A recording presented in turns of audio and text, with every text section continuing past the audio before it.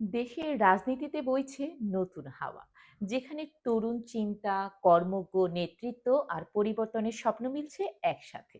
ঢাকা 10 আসনে ভোটার হয়ে সেই যাত্রার নতুন অধ্যায়ের সূচনা করলেন অন্তর্বর্তীকালীন সরকারের উপদেষ্টা আসিফ মাহমুদ সজীব ভুঁইয়া। তিনি জানিয়েছেন, আগামী জাতীয় সংসদ নির্বাচনে প্রার্থী হবেন।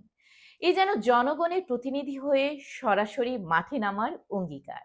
গ্রিন রোডে ধানমন্ডি থানা নির্বাচন কর্মকর্তার কার্যালয়ে ভোটার আবেদনের শেষে তিনি বলেন, ঢাকা থেকে নির্বাচন করব, সেটা প্রায় নিশ্চিত। তবে উপদেষ্টা পরিষদ থেকে তার পদত্যাগের বিষয়টি সরকারের উচ্চ পর্যায়ের সিদ্ধান্তের উপর নির্ভর করছে। জনগণের কণ্ঠস্বর হিসেবে বলা যায়, জনগণ চায় এখন নতুন নেতৃত্ব, চায় কর্মমুখী চিন্তা ও সাহসী উদ্যোগ। আসিফ মাহমুদ সজীব ভুঁইয়ার সেই সিদ্ধান্ত প্রত্যাশারই প্রতিধ্বনি। হয়তো এভাবেই শুরু হবে নতুন এক অধ্যায়, নতুন এক রাজনৈতিক যাত্রা, জনগণের জন্য, জনগণের সঙ্গে।